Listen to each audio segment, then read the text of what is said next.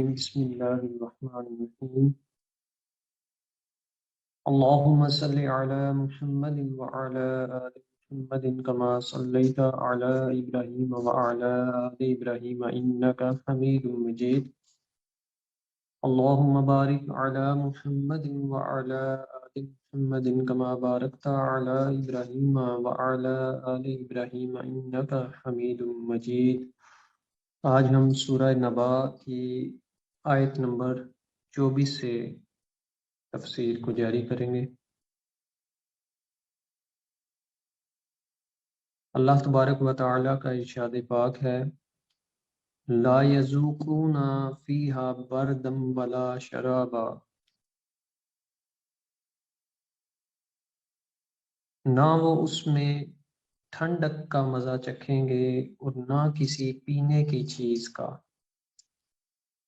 برد کہتے ہیں ٹھنڈک کو، شرابا مشروب یعنی پینے کی چیز، یعنی جہنم میں، دوزخ میں جب جو کفار ہیں وہ نہ کوئی ٹھنڈک محسوس کریں گے اور نہ ہی کسی قسم کی پینے کی کوئی چیز، الا حمیما وغساقا، حمیم سے مراد ہے پگھلا ہوا پیتل، بعض کے نزدیک گرم اور ابلتا ہوا پانی، اور غساق کہتے ہیں ٹھنڈا یخ بدبودار پانی۔ سنن ترمذی، مسند احمد، الترغیب والترہیب اور مشکات شریف میں یہ حدیث پاک موجود ہے۔ آقا علیہ الصلوۃ والسلام مبارک نے فرمایا، اگر غساق، یہ جس غساق کا ذکر ہوا ہے اس آیت پاک میں، اگر غساق کا ایک ڈول دنیا میں بہا دیا جائے تو تمام دنیا بدبودار ہو جائے گی۔ اللہ تعالیٰ اپنی پناہ میں رکھے۔ اب یہ جو غساق ہے یہ در حقیقت دوزخیوں کی آنکھوں سے نکلنے والے آنسو اور ان کی کھالوں سے بہنے والا خون اور پیپ ہوگا، اور ان کی رگوں سے جو گناؤنی رطوبات نکلیں گی یہ وہ ہوگا، انتہائی غلیظ اور بدبودار ترین۔ آج ہم کسی بدبودار جگہ پہ چند لمحے بھی ٹھہر نہیں سکتے، تو پھر ہمیں اس سے ڈرنا چاہیے۔ وہ محمد علی باکسر گزرا ہے، مسلمان باکسر، تو اس کے بارے میں ایک بات مشہور ہے کہ وہ ہر وقت اپنے جیب میں ماچس رکھا کرتا تھا اور کہتا تھا جب بھی کبھی میرے اوپر کسی خواہش کا غلبہ ہوتا تھا یا گناہ کی طرف میلان کا کوئی خیال آتا تھا تو میں وہ تیلی جلا کر اپنی ہتھیلی اس کے اوپر رکھتا تھا، اور جب اس کی تپش، اس کی جلن مجھے محسوس ہوتی تھی تو میں خود کو ملامت کرتا تھا کہ رے نادان، تو یہ دنیا کی اتنی سی آگ برداشت نہیں کر سکا تو اللہ کی نافرمانی کر کے تو دوزخ کی آگ کس طرح برداشت کرے گا؟ تو میں وہ پھر ارادہ اپنا ترک کر دیتا تھا۔ حضرت ابوبکر صدیق رضی اللہ تعالیٰ عنہ کا فرمان ہے کہ تعجب ہے انسان پر کہ وہ نادان ہے کہ اتنے بڑے طاقتور رب کی وہ اتنا کمزور ہو کے نافرمانی کر لیتا ہے۔ اس کے بعد فرمایا جزاء وفاقا،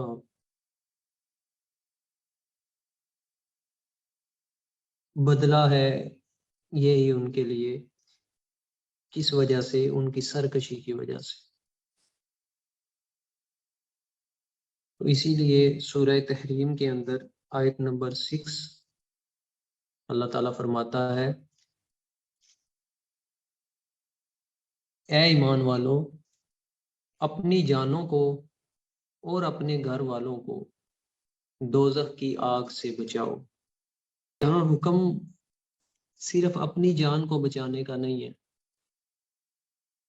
امر بالمعروف نہیں عن المنکر ہر ایک پہ فرض ہے، ہر ایک پہ۔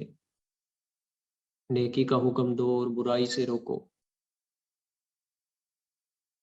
اگر کوئی برائی نظر آتی ہے اسے ہاتھ سے روکو، اگر قوت رکھتے ہو، اختیار رکھتے ہو۔ ہاتھ سے روکنے سے یہ بھی مراد نہیں کہ آپ لڑائی جھگڑا شروع کر دو، یعنی کہ اختیار استعمال کرو۔ ہاتھ سے نہیں روک سکتے تو زبان سے روکو، یہ بھی نہیں کر سکتے تو کم از کم اپنے دل میں اس کو برا ضرور جانو، اور یہ ایمان کا کم ترین درجہ ہے۔ ہم اپنے ایمان کو اس پیمانے پہ تولیں۔ آج ایسے بھی لوگ ہیں کہ جو دل میں بھی برا نہیں جانتے، بغض نہیں رکھتے۔ یہاں ہمارے ڈسٹرکٹ جیل کہ میں نے ایک جملہ لکھا ہوا پڑھا کہ نفرت انسان سے نہیں جرم سے ہے۔ تو وہ جو بغض رکھنا ہے وہ اس انسان سے حقیقی طور پہ نہیں ہے، وہ اس کے اس عمل سے بغض رکھنا ہے کہ یہ عمل ٹھیک نہیں ہے، یہ جو کر رہا ہے یہ رب کی نافرمانی ہے۔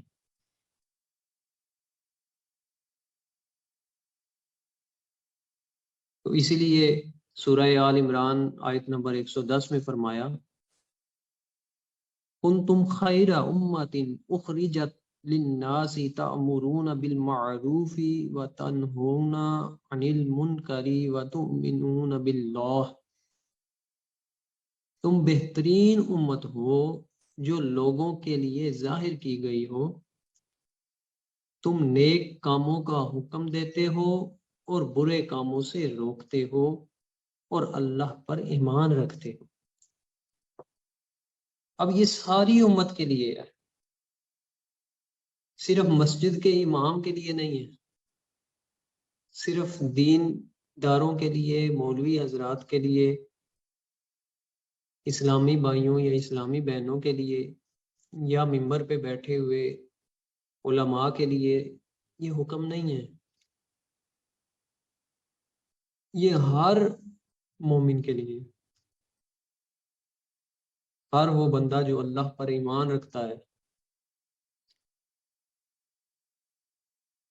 اس کے لیے یہ حکم ہے کہ وہ نیک کاموں کا حکم دے، جس قدر بھی ہو سکتا ہے۔ اپنے سب سے پہلے تو اپنے آپ کو حکم دے، اپنے دل کو حکم دے، اپنے نفس کو سیدھا کرے، پھر اپنے گھر والوں کو، جیسا کہ فرمایا اپنی جانوں کو اور اپنے گھر والوں کو دوزخ کی آگ سے بچاؤ۔ اب ذرا اس پہ غور کریں تو یہاں پہ خطاب ہے یا ایھا الذین آمنو، اس آیت میں اے ایمان والو، ایمان والوں کو کہا جا رہا ہے کہ خود کو اور اپنے گھر والوں کو دوزخ سے بچاؤ،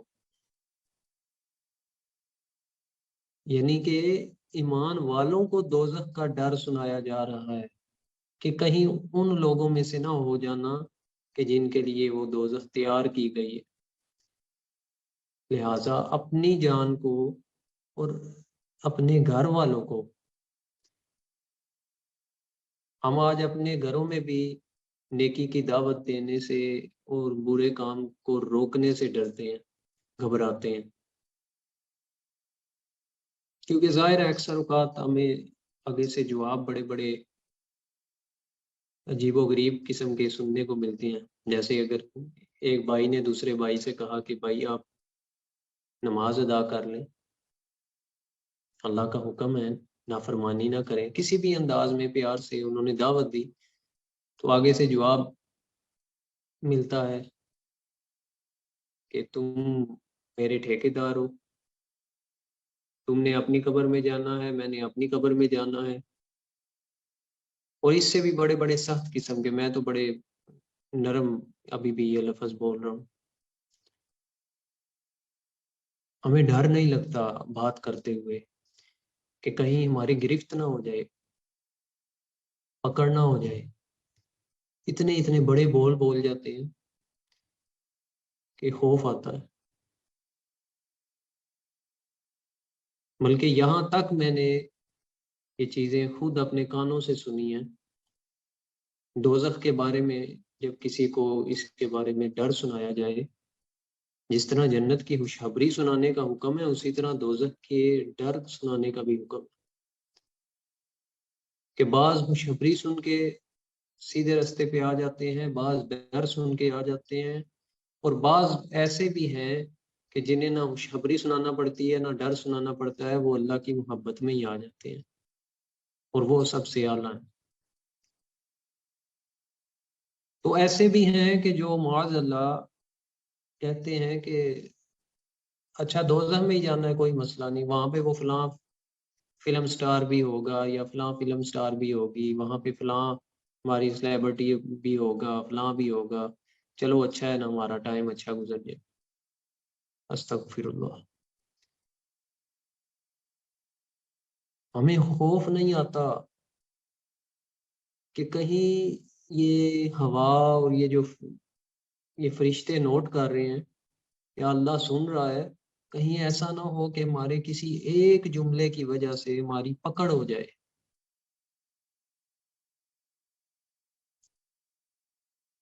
ایک واقعہ ہے بڑا سننے کو مجھے ملا ہے، اکثر لوگوں سے سنا ہے، اور غالباً اب مجھے یاد نہیں کہ کسی کتاب میں میں نے یہ پڑھا بھی ہے، لیکن اس کی میرے پاس جو ہے وہ تحقیق نہیں ہے۔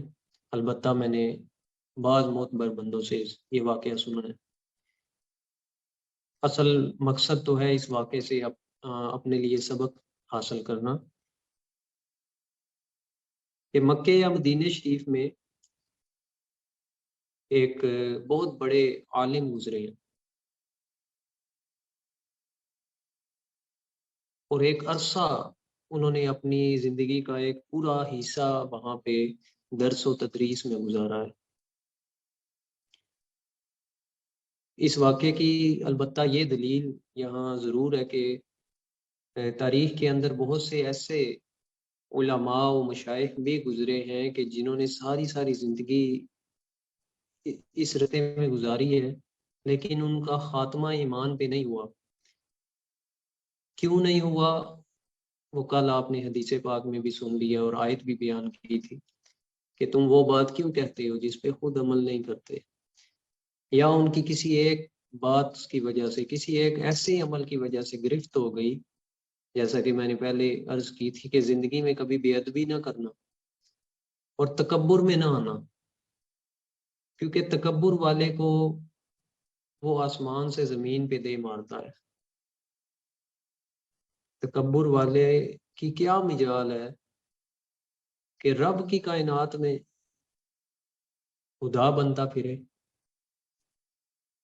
تو وہ جو بھی کوئی خدائی کا دعویٰ، چاہے وہ ظاہری طور پہ کرے یا باطنی طور پہ، ڈائریکٹ یا انڈائریکٹ، کسی بھی انداز میں اس کے اندر وہ چیزیں نمایاں ہونے لگ جائیں اترانے والی، تکبر والی، تو پھر اس کو توڑ دیا جاتا ہے۔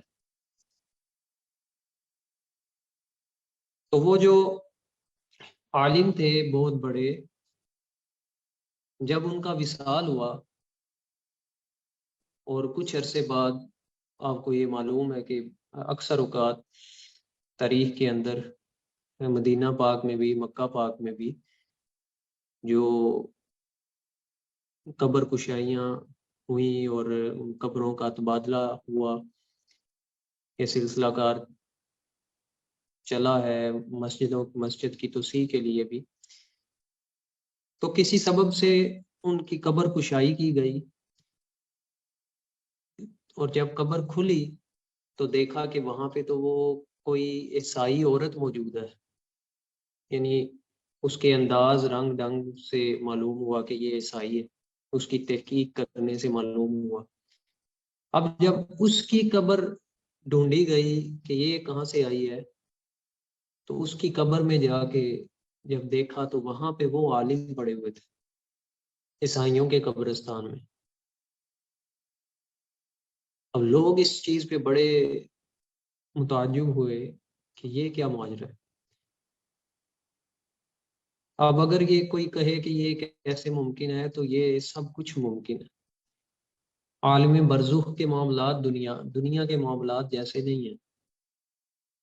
ہم اس سے دنیاوی معاملات کے ساتھ قیاس نہیں کر سکتے۔ جیسے حدیث پاک میں ہے کہ جب لوگ مردے کو دفنا کے جانے لگتے ہیں تو وہ جسے آپ نے زمین کی تہ میں اتنی نیچے قبر میں پورا ایک 6-7 فٹ کا بندہ کھڑا ہو جاتا ہے، اتنی نیچے ہوتی ہے قبر، زمین کی تہ میں اسے دفنا کے آپ آئے ہیں، لیکن فرمایا کہ وہ 40 قدم دور تک ان لوگوں کی قدموں کی چاپ سنتا ہے۔ کیسے سنتا ہے؟ یہ عالم برزخ ہے۔ اگر وہ وہاں پہ منکر نکیر فرشتوں کو دیکھ سکتا ہے، دیکھے گا اور سنے گا تو جواب دے گا نا۔ وہاں پہ فرشتوں کو دیکھ سکتا ہے لیکن اب زندگی میں نہیں دیکھ سکتا، لہذا پتہ چلا دنیاوی زندگی اور برزخ کی زندگی میں زمین آسمان کا فرق ہے۔ وہاں کے معاملات کو ہم دنیاوی معاملات سے قیاس نہیں کر سکتے۔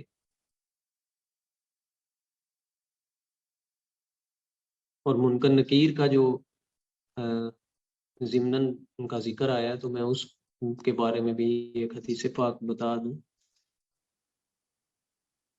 اس کا مفہوم ہے کہ فرمایا کہ منکر نکیر اپنے تیز ترین دانتوں کے ساتھ زمین کو چیرتے ہوئے آئیں گے ہر ایک کی قبر میں، اور دیگ کے جتنی جو دیگ ہم پکاتے ہیں دیگ کے جتنی ان کی بڑی بڑی آنکھیں ہوں گی۔ اب یہ نہ ہم قیاس کریں کہ وہ فرشتے جو ہیں وہ ہماری طرح انسانی صورت میں ہوں گے، نہیں، فرشتے الگ مخلوق ہے، جنات الگ مخلوق ہے، اور انسان الگ مخلوق ہے۔ دیگ کے جتنی بڑی بڑی نیلی آنکھیں ہوں گی ان کی، اور ان کی آواز بادلوں کے گرج جیسی ہوگی۔ ہمارے ہاں تو لوگ بادل کی گرج سن کے اکثر لوگ ڈر جاتے ہیں، تو وہ جب آ کے گرجتی ہوئی آواز میں پوچھیں گے من ربو کا، تیرا رب کون ہے، تو پھر کیا کرے؟ اللہ اکبر۔ تو وہ جو قبر کشائی کا معاملہ، ہم اس پہ آتے ہیں۔ تحقیق کی گئی اس عالم دین کے کی جو بیوی تھی، اس کے پاس گئے لوگ، پوچھا کہ آخر یہ کیا ماجرا ہے، ہماری سمجھ سے باہر ہے۔ یوں محسوس ہوتا ہے کہ ان کا خاتمہ ایمان پہ نہیں ہوا، کیونکہ ان کی قبر میں ایک عیسائی ہے، اور وہ جو عیسائی عورت ہے اصل میں وہ اس کی تحقیق جب کی گئی تو وہ مسلمان ہو چکی تھی، لیکن اس کا اسلام کسی پہ ظاہر نہیں ہوا، اس نے چھپا کے رکھا تھا اپنا عقیدہ، اپنا ایمان، وہ اس پوری زندگی چھپا کے اس نے رکھا تھا، لیکن اسلام قبول کر چکی تھی، تو وہ اس کی قبر میں آ گئی اور یہ اس کی قبر میں۔ تو ایسا کیا معاملہ ہے کہ جس کے سبب ان کا خاتمہ عیسائیت پہ ہوا ہے؟ اور یہ اکثر کے ساتھ ہوتا ہے نزع کے عالم میں۔ جو شیطان ہے اس نے آپ کے پاس، ہم سب کے پاس، یہ خاتمہ اتنی چھوٹی چیز نہیں ہے جس کے لیے ہم دعا مانگتے ہیں، خاتمہ بالایمان عطا فرما، یہ بہت بڑی بات ہے اگر کسی کو نصیب ہو جائے تو۔ ایسا نہیں ہے کہ ہم اگر مسلمان پیدا ہوئے ہیں تو مرنا بھی مسلمان ہی ہے، یہ اللہ کو پتہ ہے۔ یا اگر ہم ساری زندگی ڈر ڈر کے عاجزی سے گزاریں اور اللہ کی فرما برداری میں گزاریں تو پھر اللہ سے کبھی امید ہے اس کی رحمت کی، اس کے کرم کی، نہ کہ ہم ساری زندگی گناہ کرتے رہیں اور گناہ پہ بھی ہم امید رکھیں کہ ہم پہ کرم کیا جائے گا، رحمت ہوگی، تو یہ ہم اپنے آپ کو دھوکہ دے رہے ہیں۔ تو شیطان نے ہر ایک کے پاس حضرت موسیٰ علیہ السلام اور حضرت عیسیٰ علیہ السلام کی صورت میں آنا ہے، اور حدیث سے بھی ثابت ہے سوائے آقا علیہ الصلوۃ والسلام مبارک کے وہ ہر ایک کی صورت بنا سکتا ہے۔ موسیٰ علیہ السلام کی صورت میں آئے گا اور کہے گا کہ میرے دین کو قبول کر لو، عیسیٰ علیہ السلام کی صورت میں آئے گا تو کہے گا کہ میرے دین کو قبول کر لو۔ اب یہاں پہ یہ بہت نازک ترین امتحان ہے، اللہ کے فضل سے ہی ہے جو بچ جائے، اور جو ان دونوں کو قبول نہیں کرے گا وہی دین محمدی صلی اللہ علیہ وسلم پہ ایمان کے ساتھ مسلمان ہو کے دنیا سے رخصت ہوگا۔ اب وہ ایسے نہیں ہے کہ جس نے یہاں دنیا میں یہ بات پڑھ لی تھی تو اسے وہاں یاد آ جائے گا، وہاں یادداشت اللہ کے فضل سے ہی ہونی ہے، جس پہ اللہ نے کرم کرنا ہے اسی کو یاد آنا ہے۔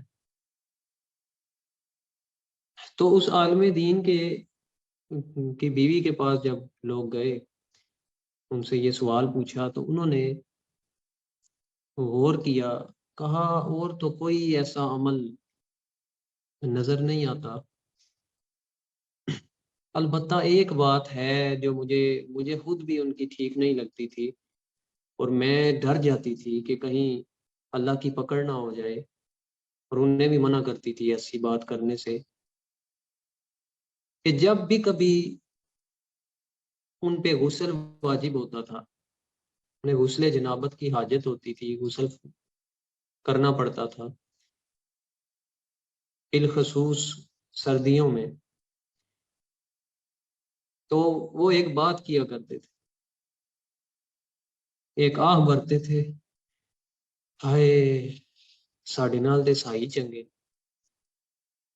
ہم سے تو عیسائی اچھے ہیں جنہیں نہانا نہیں پڑتا،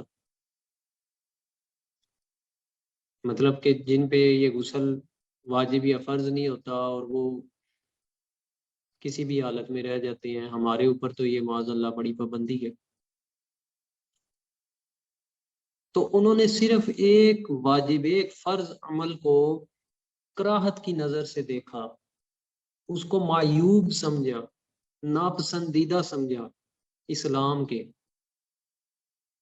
جس کی وجہ سے ان کی پکڑ ہو گئی۔ اور یہ کامن سینس میں یہ بات آتی ہے کہ جس بندے نے اسلام کو پسند ہی نہیں کیا پوری طرح، رضیت باللہ ربا وبالاسلام دینا،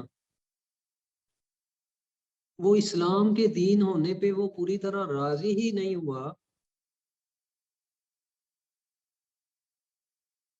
یہ ایسے ہی ہے کہ اگر کوئی بندہ کسی کو کوئی چیز دے، کوئی پھل فروٹ دے، یا روز اس کی خدمت کرے، روز اسے پھل دے، تو وہ اس کے اندر نقص نکالنا شروع کر دے، وہ اس کے اندر کیڑے نکالنا شروع کر دے، تو دوسرے تیسرے چوتھے دن بعد وہ جو دینے والا ہے وہ کہے گا کہ بس آپ کو پسند ہی نہیں ہے تو پھر یہ واپس کر دو، پھر آپ نہ لیا کرو، نہ لینا بہتر ہے۔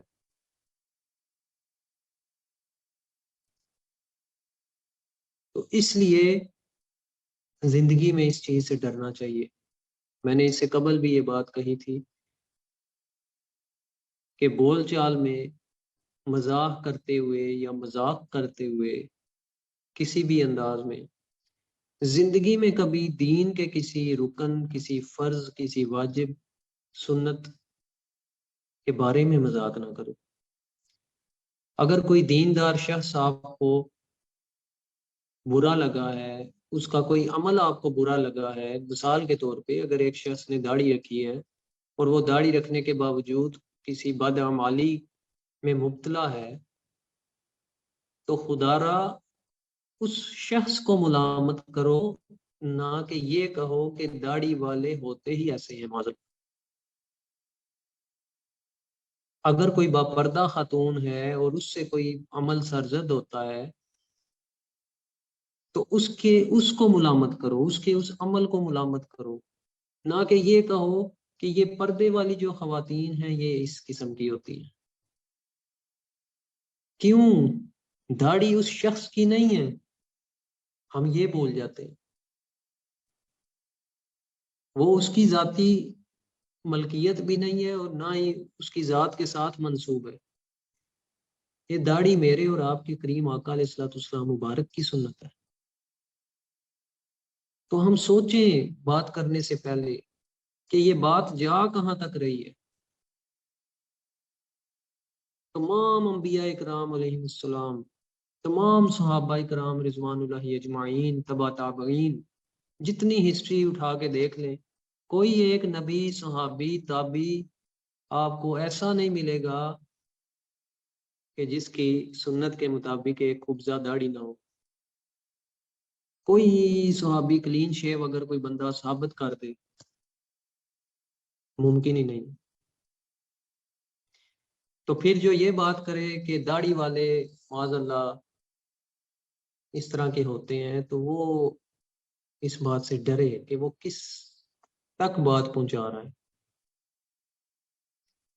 لہٰذا اس بات سے ہمیشہ توبہ کریں اور لوگوں کو بھی یہ بات سمجھائیں، کیونکہ یہ کوئی چھوٹا معاملہ نہیں ہے۔ ساری زندگی کی عبادتیں، ریاضتیں رد کر دی جاتی ہیں، ایمان ضائع ہو جاتا ہے جب ہم شعائر اسلام یا احکامات اسلام، عقائد کے بارے میں کوئی زبان درازی کرتے ہیں۔ اور اکثر اوقات ہماری بزمیں، ہماری محفلیں ایسی ہوتی ہیں، دوستوں کے ساتھ ہلا گلا کر رہے ہیں۔ اسی لیے کہتے ہیں نا، دوست بھی دیکھ کے بناؤ۔ انسان اپنے حدیث میں انسان اپنے دوست کے دین پہ ہوتا ہے۔ تو وہ گپ شپ کر رہے ہوتے ہیں، اسی میں طنز و مذاق کر رہے ہوتے ہیں، اور ہم بھی پھر ان کے ساتھ مل کے وہی کچھ کہنے لگ جاتے ہیں جو وہ کہہ رہے ہوتے ہیں کہ وہ جاہل تھا تو آپ بھی ساتھ اس کی جاہلیت کا حصہ بن گئے، اور یہ نہ سوچا کہ وہ بات کر کیا رہا ہے۔ تو سمجھائیں سب کو کہ بھائی ٹھیک ہے، آپ گپ شپ کرو، ہنسی مذاق کرو، لیکن اسلام جتنا ایک امام مسجد کا ہے اتنا ہی ایک عام بندے کا بھی اتنا ہی اسلام ہے۔ لہٰذا دین کا مذاق نہ بناؤ، سنت رسول صلی اللہ علیہ وسلم کا مذاق نہ بناؤ، قرآن کی تعلیمات کا مذاق نہ بناؤ۔ یہ وہ عمل ہے کہ جس کی وجہ سے گرفت ہو سکتی ہے اور زندگی کے سارے اعمال ضائع ہو سکتے ہیں۔ اس لیے خود کو بھی جہنم کی آگ سے بچائیں اور اپنے گھر والوں کو بھی بچائیں، اپنے دوست احباب کو بھی بچائیں۔ یہ باقاعدہ کیمپین چلائیں اس بات کی، جہاں بھی بیٹھیں یہ میسیج لازمی کنوے کریں۔ ہمارے معاشرے کے اندر یہ چیز بہت زیادہ پھیل چکی ہے، اتنی لمبی زبان ہو چکی ہے، کسی کو کوئی شعور ہی نہیں ہے کہ وہ ایک دوسرے سے نفرت میں اس قدر آگے بڑھ چکے ہیں کہ وہ ایک دوسرے کی نفرت کر میں دین کو برا کہنا شروع کر دیتے ہیں۔ معاذ اللہ، دین کے معاملات، دین کے احکامات اور سنت رسول صلی اللہ علیہ وسلم پہ زبان درازی شروع کر دیتے ہیں۔ تو اس سے بچنا چاہیے۔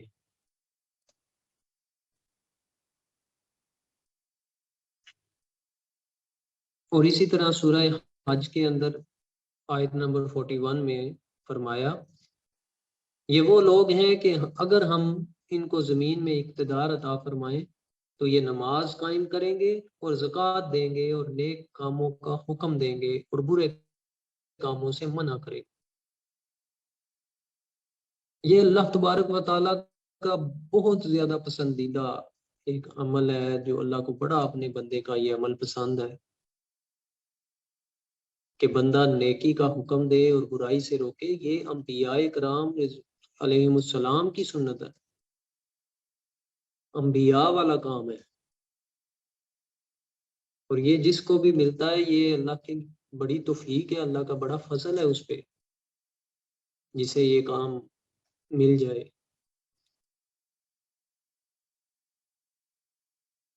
اللہ اکبر۔ پھر اس کے بعد فرمایا سورہ نبا میں، انہم کانوا لا یرجون حسابا، اس لیے کہ وہ قطعاً حساب کا خوف نہیں رکھتے تھے، انہیں اس چیز کا کوئی خوف نہیں تھا کہ ہمارا حساب ہوگا۔ اب ہم نے یہاں پہ یہ قرآن پاک کی تعلیم سمجھتے ہوئے پڑھتے ہوئے ایک چیز پہ غور کرنا ہے، کیونکہ ہم نے تو اپنے لیے اصلاح لینی ہے، اپنے لیے ہدایت لینی ہے۔ اس میں سے جو کفار ہیں ان کا تو معاملہ ان کے ساتھ ہے، وہ تو ہونا ہی ہے، جو اللہ کا وعدہ ہے وہ حق سچ ہے۔ البتہ ہم نے یہ غور و فکر کرنا ہے کہ ہمارے اندر کون کون سا عیب موجود ہے، ہمارے اندر کہیں کفار والی، منافقین والی کوئی عادتیں تو نہیں شامل، کہیں ہم بھی تو ان لوگوں میں سے نہیں ہیں کہ جو حساب کا خوف نہیں رکھتے۔ ہم نے اس طرف اپنا محاسبہ کرنا ہے، پہلے دن سے لے کے آخر دن تک جتنی ہم نے یہ تفسیر پڑھنی ہے، تھوڑی سی سوچ یوں اپنی بنا لیں۔ اقبال فرماتے ہیں، میں قرآن پاک پڑھا کرتا تھا ترجمے کے ساتھ اس کو سمجھ کے، تو میرے والد صاحب ایک دن ان کا گزر ہوا مجھے قرآن پاک پڑھتے ہوئے دیکھ کے، تو وہ مجھے فرمانے لگے کہ بیٹا قرآن اس طرح پڑھا کرو کہ گویا تمہارا رب تم سے ہی کلام فرما رہا ہے، پھر دیکھو کہ تم پہ اس کے کیسے کیسے راز آشکار ہوتے ہیں۔ تو یہ قرآن ہم سب کے لیے نازل ہوا ہے، میرے لیے، آپ کے لیے، اللہ نے یہ پیغام آپ کے لیے دیا ہے، تو ہم نے اپنے لیے اس میں سے اصلاح لینی ہے۔ آج کیا ہو رہا ہے، ہم آیات لیتے ہیں، پوسٹیں لیتے ہیں، کاپی کرتے ہیں، حدیث یا آیت، ہم وہ دوسروں کو بتانے سمجھانے کے لیے سٹیٹس پہ لگائیں گے یا سینڈ کریں گے، ایک دوسرے کے اوپر فتوے لگانے کے لیے، ایک دوسرے کو برا کہنے کے لیے، ایک دوسرے کا طنز و مذاق کرنے کے لیے ہم قرآنی آیات اور احادیث کا استعمال کرتے ہیں، جبکہ یہ اس مقصد کے لیے نہیں ہے۔ یہ تو اس لیے ہے کہ ہم اس کے اندر سے اپنے لیے کیا لیتے ہیں یا اپنے گھر والوں کے لیے کیا لیتے ہیں۔ تو اس لیے ہم نے اپنے ذات کے لیے اس میں سے اپنا نفس کا محاسبہ کرنا۔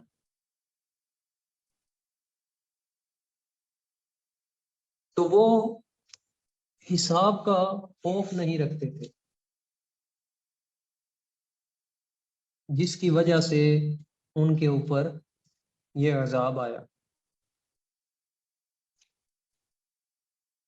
پھر فرمایا وَكَذَّبُوا بِآيَاتِنَا كِذَّابًا، اور وہ ہماری آیتوں کو خوب جھٹلایا کرتے تھے۔ اب آیتوں کو جھٹلانا دو طرح سے ہے، ایک تو ہے کہ صریح طور پہ، قطعی طور پہ انکار کر دیا جائے کہ یہ جو فرمایا گیا ہے کہ مردے زندہ کیے جائیں گے دوبارہ، یہ ہو ہی نہیں سکتا، اس کا انکار ہو جائے۔ ایک انکار تو اس طرح کا ہے، یہ کفار کرتے ہیں، اور دوسرا انکار ہے منافقین کا، منکرین کا۔ اور یاد رکھیں منافق، ہمارے اکثر اوقات لوگوں کو اس میں بہت زیادہ کنفیوژن ہے کہ منافق کون ہوتا ہے۔ منافق کلمہ گو ہی ہوتا ہے، بظاہر وہ مسلمان ہوتا ہے، کلمہ پڑھتا ہے، قرآن پڑھتا ہے، نمازیں پڑھتا ہے، سارا کچھ کرتا ہے، لیکن اس کے دل میں بغض ہوتا ہے۔ منافق کی باقاعدہ نشانیاں بیان ہوئی ہیں، جو وعدے کا سچا نہیں ہے، جو جھوٹ بولتا ہے، اس کے پاس امانت رکھوائی جائے تو اس میں خیانت کرتا ہے۔ پھر منافق کے اوپر فجر اور عشاء کی نماز باری ہے، اور کافی ساری نشانیاں منافقین کی بیان کی گئی، جس کا ظاہر کچھ ہے اور باطن کچھ ہے۔ بلکہ صحابہ اکرام رضوان اللہ اجمعین کی اگر بات کی جائے تو وہ تو اس قدر اپنی اصلاح کیا کرتے تھے کہ حضرت حنظلہ رضی اللہ تعالیٰ عنہ آقا علیہ الصلوۃ والسلام مبارک کی بارگاہ میں موجود ہیں، تو آقا علیہ الصلوۃ والسلام مبارک جب وَيُزَكِّيهِمْ کے مطابق قرآن پاک کی توجہ فرمایا کرتے تھے، صحابہ کرام رضوان اللہ اجمعین کے سینوں کو پاک کیا کرتے تھے اپنی نگاہ کرم سے، تو حضرت حنظلہ رضی اللہ تعالیٰ عنہ فرماتے ہیں میری حالت ایسی تھی کہ گویا میں رب کو دیکھ رہا ہوں، ایسی حضوری تھی، اور وہاں پہ زاروں قطار رو رہے تھے، آنسوؤں کی برسات۔ لیکن جیسے ہی کریم آقا علیہ الصلوۃ والسلام مبارک کی بارگاہ سے رخصت ہو کے گھر جاتے ہیں تو گھر میں بیوی بچوں کے ساتھ تھوڑا سا خوش طبعی ہنسی مزاح کرتے ہیں، کوئی ناجائز بات نہیں، کوئی گناہ کی بات نہیں، کوئی دنیا داری نہیں، معمولی سا ہنسی مزاح۔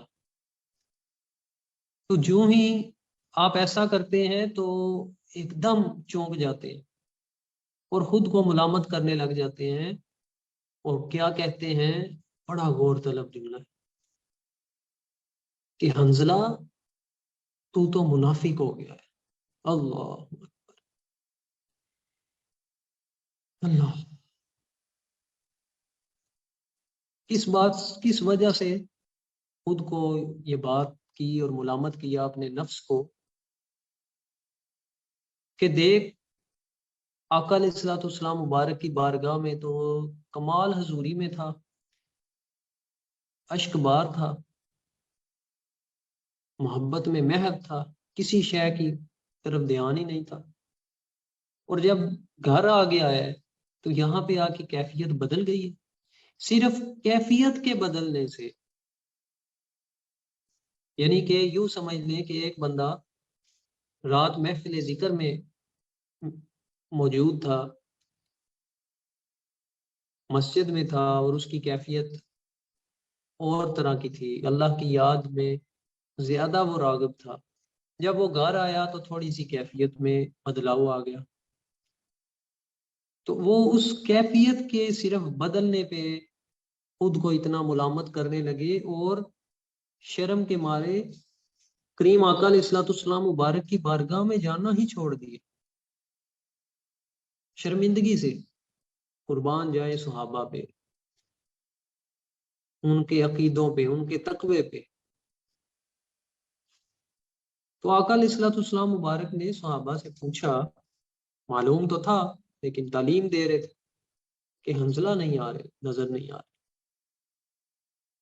تو ایک مرتبہ حضرت ابو بکر صدیق رضی اللہ تعالیٰ عنہ کے ساتھ ان کا سامنا ہو گیا، پوچھا ہے حنظلہ کیا بات ہے، اتنے دن گزر گئے آپ آتے ہی نہیں ہیں؟ تو پھر آپ نے ساری بات سنائی، تو صدیق اکبر رضی اللہ تعالیٰ عنہ فرمانے لگے، اے حنظلہ یہ حالت تو میری بھی ہے، میں بھی اس پہ بڑا پریشان ہوتا ہوں کبھی کبھار۔ اب غور طلب نقطہ یہ ہے کہ جس چیز کو ہم بالکل بھی ہم کچھ نہیں سمجھتے، لائٹ لیتے ہیں، معمولی سی چیز ہے، اور وہ اس لیے بھی ہے کیونکہ وہ گناہ نہیں ہے۔ گھر میں آ کے اپنے بیوی بچوں کے ساتھ، بہن بھائیوں کے ساتھ، خوش طبعی کے ساتھ بات کرنا گناہ تو نہیں ہے، لیکن جو صحابہ اکرام رضوان اللہ اجمعین، جو اللہ کے مقرب ترین بندے ہیں، وہ ایک لمحے کا دھیان اللہ کی بارگاہ سے ہٹ جانے کو بھی بہت بڑا گناہ تصور کیا کرتے تھے، اور اس کی دلیل احادیث کے اندر موجود ہے۔ ایک صحابی اپنے باغ میں نماز ادا فرما رہے ہیں اور نماز کے دوران ان کے سامنے جو درخت ہے اس کے اوپر ایک بہت خوبصورت پرندہ آ کے بیٹھتا ہے اور بڑی خوبصورت آواز میں وہ چہچہاتا ہے. تو ان کا دھیان ایک سیکنڈ، ایک لمحے کے لیے اس کی آواز کی طرف، اس کی خوبصورتی کی طرف چلا جاتا ہے. تو نماز کے فوراً بعد وہ کریم آقا علیہ الصلوۃ والسلام مبارک کی بارگاہ میں حاضر ہوتے ہیں اور عرض کرتے ہیں یا رسول اللہ صلی اللہ علیہ وسلم، میں یہ باغ صدقہ کرتا ہوں کہ اس نے مجھے ایک لمحے کے لیے میرے رب سے میرا دھیان ہٹایا ہے. ایک لمحہ، جو دم غافل سو دم کافر. سلطان العارفین سلطان باہو رحمۃ اللہ علیہ نے اسی لیے یہ فرمایا، جو دم غافل سو دم کافر. صرف ایک لمحے کے لیے جو میری توجہ اس کی وجہ سے ہٹی ہے، اگر یہ باغ نہ ہوتا، اگر یہ درخت نہ ہوتا اور اس پہ یہ پرندہ نہ ہوتا، تو جو وہ ایک لمحہ میرا ضائع ہوا ہے وہ نہ ہوتا. لہٰذا میں اس باغ کو ہی صدقہ کرتا ہوں. ہر وہ چیز صحابہ اکرام رضوان اللہ اجمعین اللہ کی بارگاہ میں صدقہ کر دیا کرتے تھے کہ جو ان کی اور ان کے رب کے درمیان حائل ہوتی تھی. اور یہ طریقہ انہوں نے آقا علیہ الصلوۃ والسلام مبارک سے ہی سیکھا، کیونکہ کریم آقا علیہ الصلوۃ والسلام مبارک ایک مرتبہ نماز ادا فرما رہے ہیں اور نقش و نگار والا آپ نے کرتا کسی نے تحفہ دیا تھا تو وہ پہنا ہوا تھا. تو نماز کے دوران اتحیات میں جب تشریف فرما ہوئے تو ایک نقش کی طرف نگاہ چلی گئی، ایک نقش کی طرف، پلک چپکنے کے دیر میں بس. تو جیسے ہی نماز سے فراغت حاصل کی تو فوراً وہ کرتا صدقہ کر دیا. ہر وہ چیز جو آپ اور آپ کے رب کے درمیان حائل ہے وہ دنیا ہے، وہ غیر اللہ ہے. آج ہے کسی کا یہ تقوی، یہ محبت کہاں گئی ہے؟ یہ بڑی پلاننگ کے ساتھ، بڑی سازش کے ساتھ ایک عرصہ محنت کی ہے کفار نے مسلمانوں کے اوپر کہ ہمارے اندر سے یہ جذبے، یہ محبتیں، یہ عقیدے نکال دیے ہیں.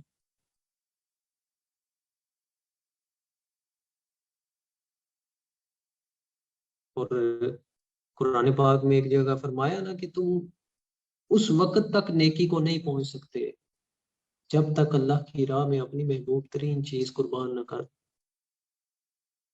یہ چیزیں تو چھوٹی چھوٹی ہیں.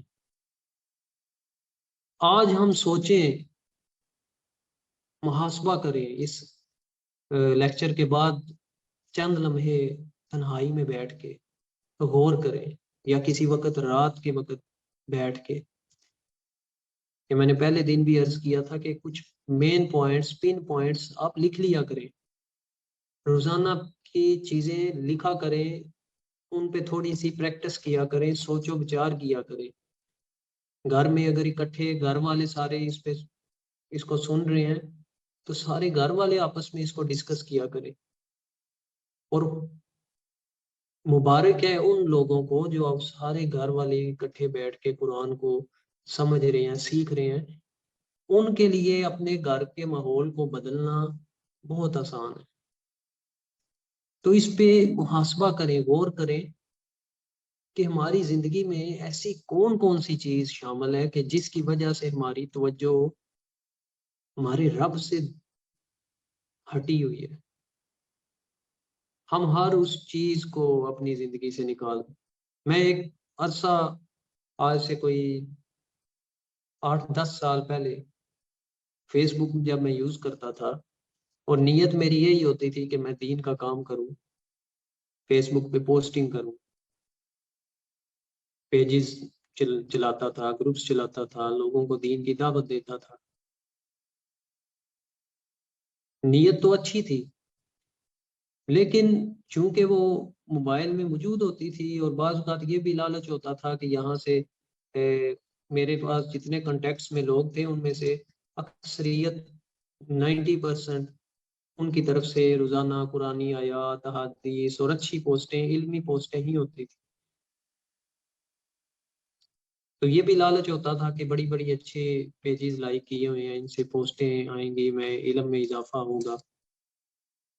لیکن میں نے جب تھوڑا سا ڈیپلی اس پہ غور کیا کہ پورا پورا گھنٹہ گزر جاتا ہے اسکرولنگ میں، اور بعض اوقات نہ چاہتے ہوئے بھی کوئی ایڈ ایسا سامنے آ جاتا ہے یا کسی کی طرف سے کوئی ایسی پوسٹ سامنے آ جاتی ہے جو نازیبا ہے، جسے دیکھنا حرام ہے.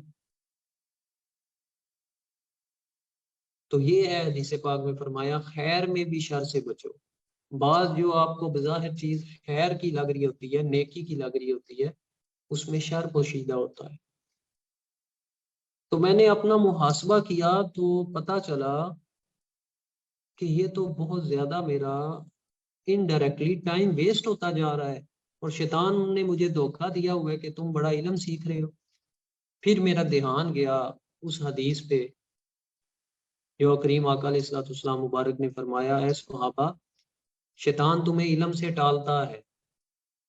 وہ کہتے ہیں نا جس طرح کسی کو ٹال مٹول کرنا، ٹالتے رہنا ٹالتے رہنا. شیطان تمہیں علم سے ٹالتا ہے. صحابہ نے عرض کی یا رسول اللہ صلی اللہ علیہ وسلم، شیطان کیسے علم سے ٹالتا ہے؟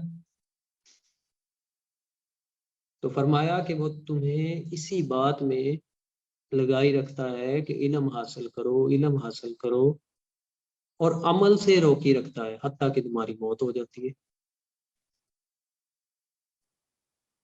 تو اصل میں تو یہ صحابہ کے لیے نہیں، اصل میں تو یہ ہمارے لیے تھا، ہمیں تعلیم دی جا رہی ہے.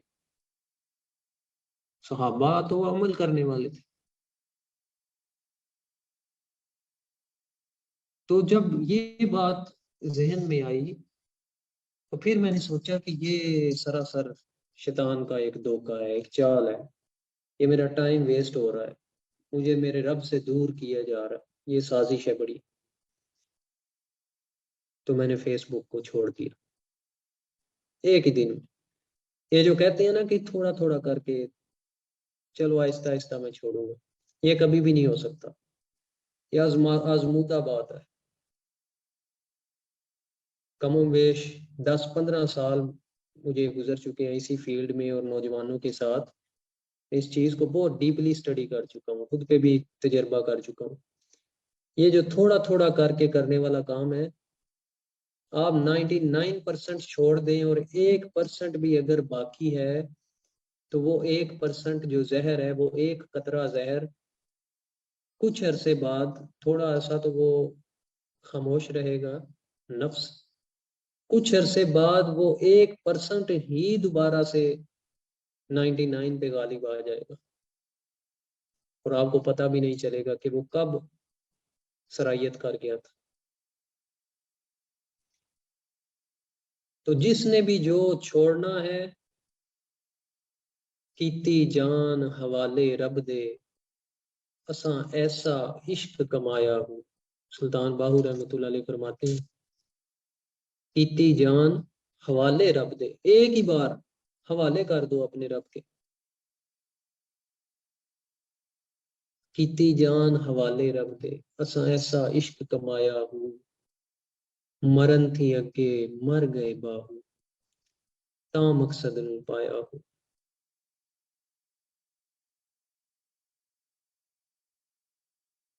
تو اس لیے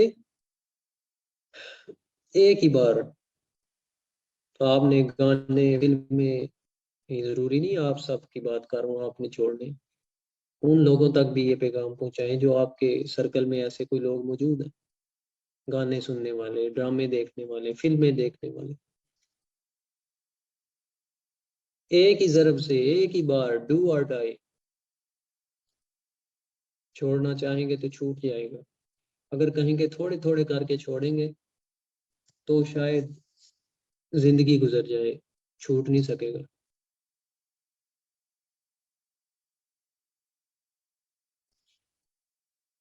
تو حضرت ابو بکر صدیق رضی اللہ تعالیٰ عنہ نے آپ کو ساتھ لیا اور کریم آقا علیہ الصلوۃ والسلام مبارک کی بارگاہ میں پیش ہوئے اور سارا معاملہ عرض کیا.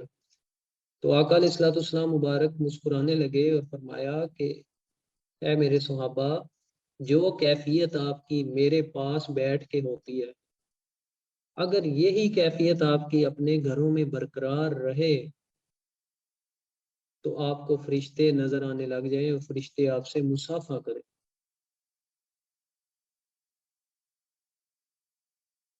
ان کا حوصلہ بڑھایا، اس پہ استقامت کی بات کی. اللہ اکبر. تو وہ جو دوسرا انکار ہے وہ اس طریقے سے ہے، عمل سے انکار. ظاہری طور پہ صریح حکم سے تو انکار نہیں ہے، لیکن اقرار بھی نہیں ہے. وَإِقْرَارٌ بِاللِّسَانِ وَتَصْدِيقٌ بِالْقَلْبِ. وہ کس طرح؟ پتہ تو سب کو ہے نماز فرض ہے، کہتے بھی ہیں ہاں یار نماز پڑھنی چاہیے، پتہ تو ہے، پر پڑھنے نہیں ہوتی، ٹائم نہیں ملتا. یہ انکار ہے. اسی طرح بے شمار قرآن پاک میں جو احکامات ہیں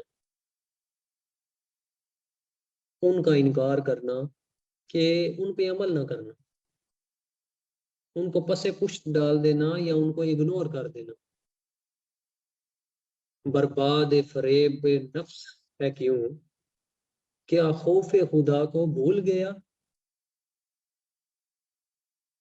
کیا یاد نہیں پیمان ازل، فرمان ازل، برہان ازل.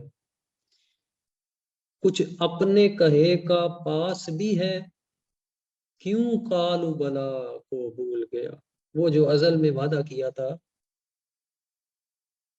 اور اقرار کیا تھا کہ ہاں آپ ہی ہمارے رب ہیں اور ہم سر تسلیم خم ہیں، اس کو کیوں بھول گئے؟ تو پھر اس کے بعد ٹائم چونکہ مختصر ہے تو 2 آیات باقی ہیں، اس کو بھی ہم مکمل کرتے ہیں. آیت نمبر 29 میں فرمایا وَكُلَّ شَيْءٍ أَحْصَيْنَاهُ كِتَابًا. اور ہم نے ہر چیز کو لکھ کر محفوظ کر رکھا ہے، ہر چیز کو.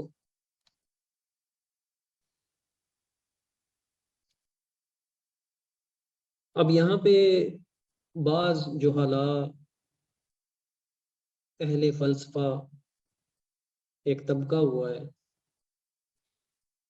ان کے نزدیک معاذ اللہ اللہ کو کلیات کا، کلی احکامات کا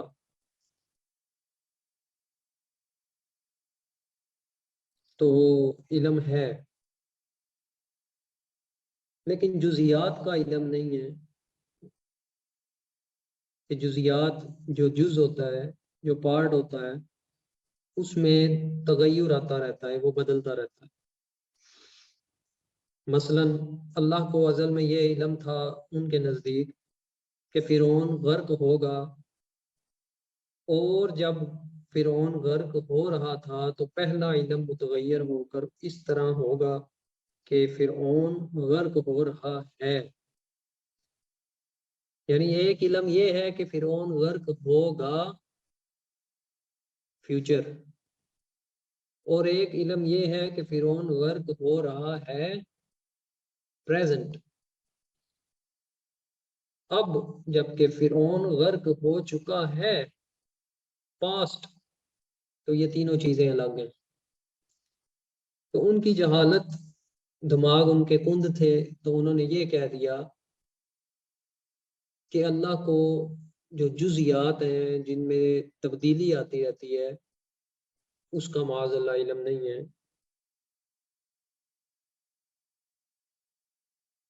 جبکہ اللہ تعالیٰ نے کا علم جو ہے وہ ہر شے پہ محیط ہے. سورہ مجادلہ آیت نمبر 6 میں اللہ تبارک و تعالیٰ کا ارشاد ہے جس دن اللہ ان سب کو زندہ کر کے اٹھائے گا اور ان کو ان کے کیے ہوئے عملوں کی خبر دے گا۔ ہر ایک کے عمل سے اللہ ایک ایک عمل سے واقف ہے، اللہ کو معلوم ہے، ازل سے معلوم ہے۔ یہ بھی نہیں، بعض کا معزلہ عقیدہ یہ بھی ہے کہ اللہ کو یہ فتنے، یہ ایسے عقیدے رکھنے والے لوگ ہمارے اندر ہی موجود ہیں لیکن ہمیں نہیں پتا، تحقیق نہیں ہے، میں ان کا نام نہیں لوں گا۔ بعض کے نزدیک کہ اللہ جب کوئی عمل ہم سے صادر ہو جاتا ہے تو پھر اللہ کے علم آتا ہے، پہلے سے اللہ کو نہیں پتا معاذ اللہ۔ کتنی زبان دراز ہے۔ اور ایک نے معاذ اللہ جو یہ آیت ہے عَلَىٰ كُلِّ شَيْءٍ قدیر، اللہ ہر شے پہ قادر ہے، تو ایک جاہل نے اس کا ترجمہ، اس کا مفہوم یہ بھی کر دیا کہ ہر شے پہ قادر ہے یعنی معاذ اللہ جھوٹ بولنے پہ بھی قادر ہے۔ آپ اس میں ایک دفعہ آپ کو شاک لگا ہوگا کہ ایسے لوگ بھی ہیں ہمارے پاس، ہمارے دور میں پاکستان میں موجود ہیں، ان کو فالو کرنے والے، ان کے فالوورز۔ تو لہٰذا اپنی آنکھیں، اپنا دماغ، اپنی سینسز حاضر رکھیں کہ آپ کے ارد گرد کس طرح کے لوگ موجود ہیں اور وہ کس کو فالو کر رہے ہیں، اور وہ جس کو فالو کر رہے ہیں ان کی تعلیمات کیا تھی۔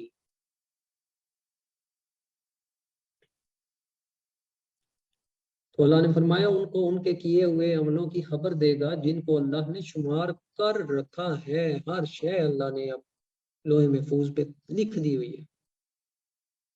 اور جن کو یہ بھول گئے تھے، بندہ بھول سکتا ہے، اور اللہ ہر چیز کا نگہبان، ہر شے۔ اللہ اکبر۔ پھر آخر میں آیت نمبر 30 میں اللہ تبارک و تعالیٰ فرماتا ہے فَذُوقُوا فَلَن نَّزِيدَكُمْ إِلَّا عَذَابًا، اب تم مزہ چکھو دنیا میں جو کفر و سرکشی کرتے تھے، اب تم مزہ چکھو، اب ہم تم پر عذاب ہی کو بڑھاتے جائیں گے، بڑھتا رہے گا، اضافہ ہوتا رہے گا ان کے عذاب میں۔ اس آیت سے یہ معلوم۔ حضرت عبداللہ بن عمر رضی اللہ تعالیٰ عنہ بیان کرتے ہیں کہ دوزخیوں کے اوپر اس سے زیادہ شدید عذاب کی اور کوئی آیت نازل نہیں ہوئی۔